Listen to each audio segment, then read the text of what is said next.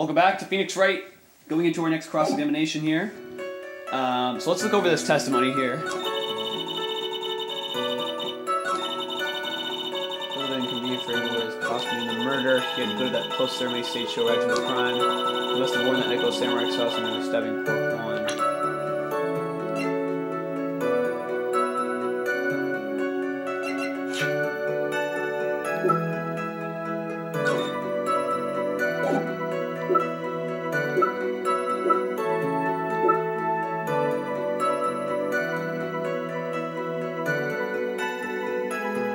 Why is it his blood?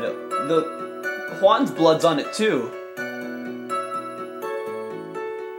So maybe Juan was trying to kill him. That might actually make some sense. I'm not too sure, but let's try it out. Objection! Oh shoot, wrong state. Was I gonna do it on the right statement? Okay, maybe this is it. Please take a look at this. Yeah, so it's a knife, big deal. If you're trying to scare me with that, I'll have you know it won't work. No, that's not my intention at all. That's the knife that was used in the murder, correct? Your Honor, do you know why this piece of evidence is important to this case? You don't even have to ask. It's because the defendant's fingerprints are on it. Is that what you're driving at? That is exactly what I am driving at. What are we driving at? And whose car are we driving? And Mr. Regard was really in the Nicholas Samurai costume at the time of the murder, and he was wearing gloves too, so... Then it's impossible for his fingerprints to have been left on this knife. Actually, he would have wiped all previous fingerprints on this knife right off. Oh, that's right. The Nicholas Samurai wears gloves, doesn't he? He probably took his gloves off before he began the stabbing. And why would he do something like that? To leave his prints on the murder weapon? There was no way he would do something like that. However, there was one possibility. Then let's hear your possibility. It's very simple. The defendant went to the victim's room while in costume as the Nicholas Samurai. At that time, the defendant held no intent to murder. He was probably just going to relax and talk with the victim about the stage show. Which is why he took his gloves off. But the murder still did take place. It's well known the defendant and the victim had bad blood between them. Yes, I have heard of that. Well, Mr. Wright, what do you have to say about Mr. Edgeworth's theory? So let me get this straight. Edgeworth's theory goes like this.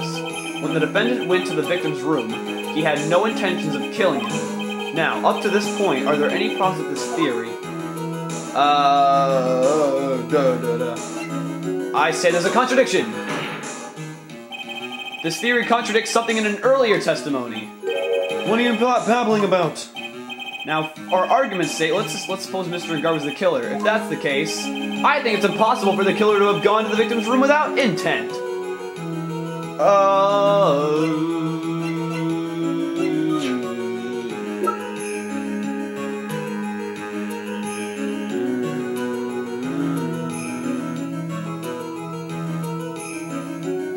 Yeah, so the knife without the intent for that one. So take that.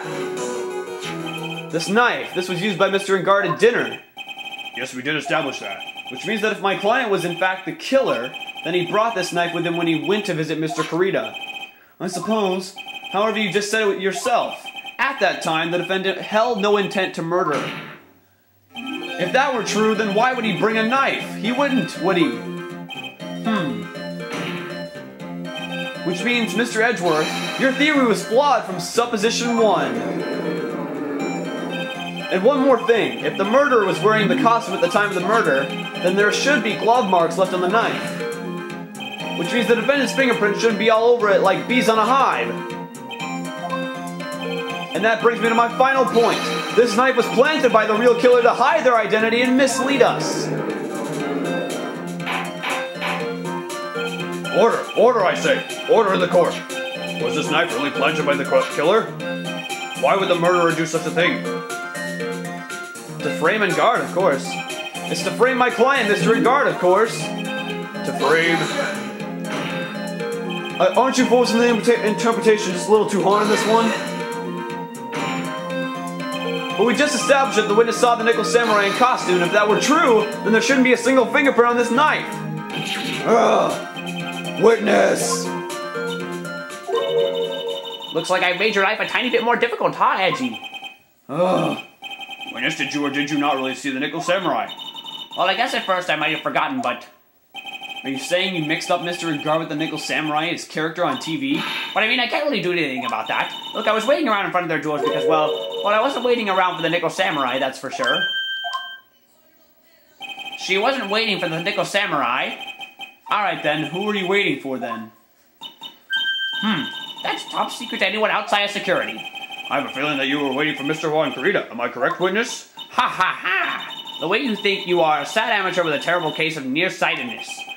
Amateur? Me? What am I an amateur of? So Old Bag was waiting around in front of the victim's room, but it doesn't sound like she was waiting to catch a glimpse of Mr. Corrida. Maybe Phoenix. Maybe the Old Bag was waiting around for that person. So what I think Mia's hinting at is certainly possible. Miss Old Bag, you were waiting for this person to come out of the victim's room, weren't you?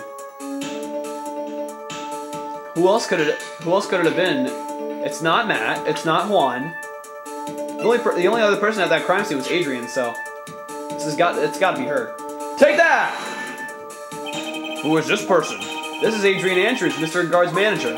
But why would the defendant's manager be in the victim's room? It seems that this is the latest rumor in circulation, Your Honor. Oh, this is... Aha,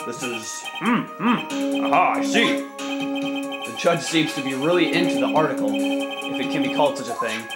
Then this manager with the initials AA, are you saying it's...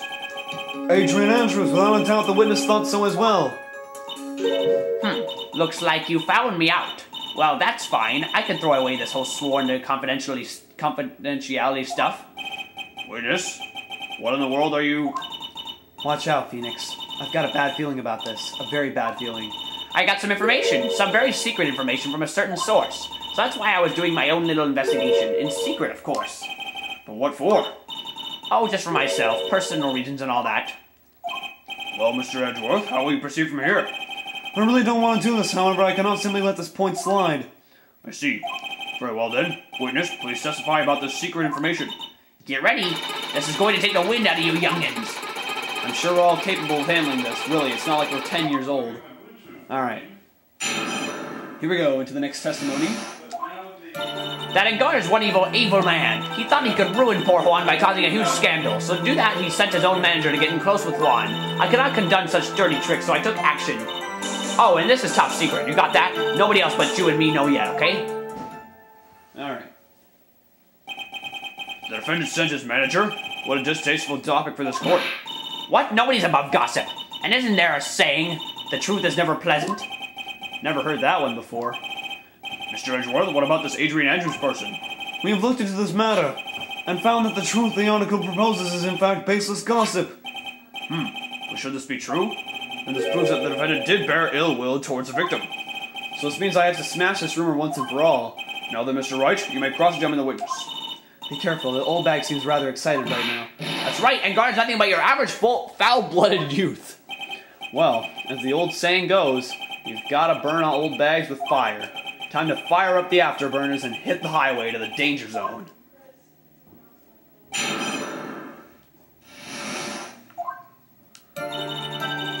Alright, well I didn't really see much information about any of my evidence in this one, so I think we'll just press on this one. You can't say something like that without proof. That's just slander. But it's true, that woman was getting intimate with poor Juan. Look, it says so right here, doesn't it? Manager to the stars, Miss AA. But the name of the magazine that came from is Gossip Land. What? Are you saying that gossip is all just a pack of lies? What do you know? I suppose next you'll swear to me that the news is 100% truth. Honestly, Sonny, you can't discriminate between the news and gossip. Yes, discrimination is bad, Mr. Wright. Discriminate? When did I do anything like that? Anyway, and God will never get me to say touche.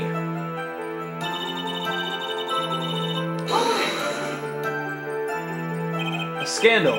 What do you mean by that? You're a dim-witted one, aren't you? I can't believe you don't know what a scandal is. Honestly, what are they teaching kids in middle school these days? Oh, no, I wasn't asking what the word scandal means. Even I know that much. Well, that Engar thought he could own a monopoly on popularity.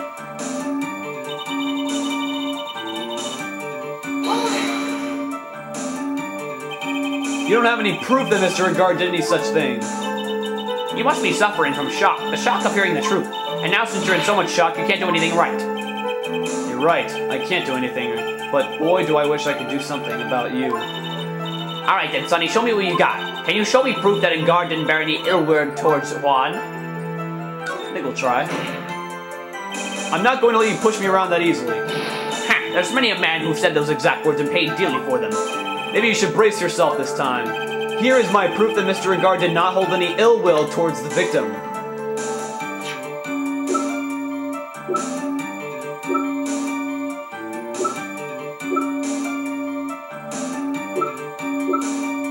So it's either maybe this or this. But we just already talked about the article.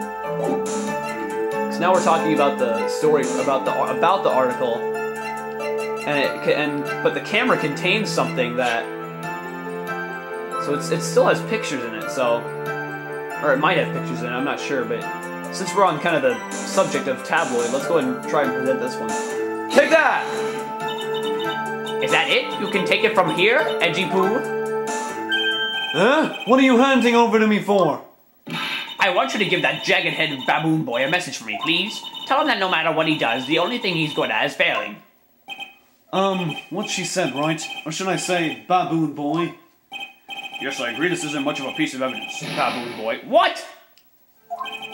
Oh, crap!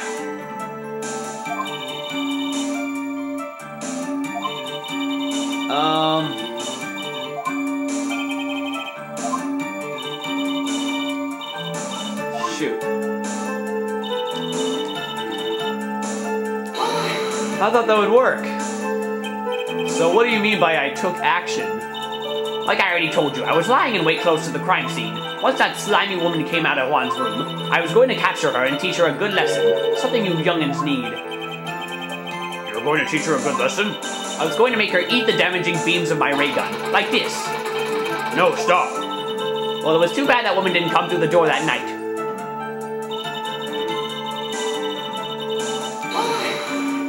I thought we had that one right. Wait! What? I'm a busy woman. Tea time with the kids is over. Secret information that no one else knows yet. If that's true, then how do you know this secret information? Huh? Well, that's because I'm a pro. Yes, that's it. It's a secret. Even if you drill a hole into my brain, you'll never find out. How in the world did that old bag get such a secret piece of information? Alright, let's try pressing it again on this one. So no one else is supposed to know the secret information, correct? If that's true, then why do you know it, Miss Old Bag? Why are you looking at me like that? Stop that. Witness? I'm sad to say it, but this is how you found out this secret, isn't it? It's gotta be the camera. Take that! Come on, thank you. The investigative photographer, Lotta Hart. Oh yes, I remember that mischievous girl. She reported that she had lost a certain note she had written to herself. She reported such a thing? On that piece of paper, she had written down some of her outrageous impressions about the relationship between the victim and Miss Andrews. What? Outrageous ideas, you say? No, I said impressions. Then everything written on this piece of paper is completely meaningless. Ah, that's it. That's the note. No, you see, this is something completely different. This is my top secret list of groceries to buy. Then you are the one who took Miss Hart's note? I'm a huge fan of Juan's, that's why. That infamous puffy-haired whispersnapper. She's working with that evil Engard. She said so herself. Engard, I'm his sick sidekick. She was so happy, smiling like a silly duck. I was only checking what she had written. Edgy Poo, you believe me, don't you? I was only trying to help out like the angel I am. It's only one little piece of paper. I've never taken anything else before. You really should come with a supply of cheese to match your vintage wine. Well, it was only a piece of paper. I suppose you can overlook this once. She looks like she's really sorry. Should I forgive her? Let's get more pressure on her. That's what Phoenix Race is all about. If I let up on her now, she'll get away. I have to find some way to inflict a deafening blow to the prosecution. Witness, you said that the only thing you stole was that note. Is this correct? Stole? Why don't you listen more carefully, you annoying brat? I saved this piece of paper from the terrible, lonely trash can, that's all. You're lying, and I can prove it. Are you putting my credibility under scrutiny again? Miss Oldbag, I don't believe that the note is the only thing you stole that night.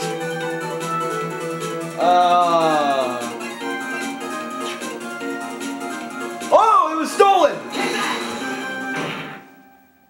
Miss Oldbag, that note was with a camera inside its case, wasn't it? A camera? Yesterday, Lotta Hart was raising a huge stink over her camera. Taking a break. It's getting intense. We'll be right back.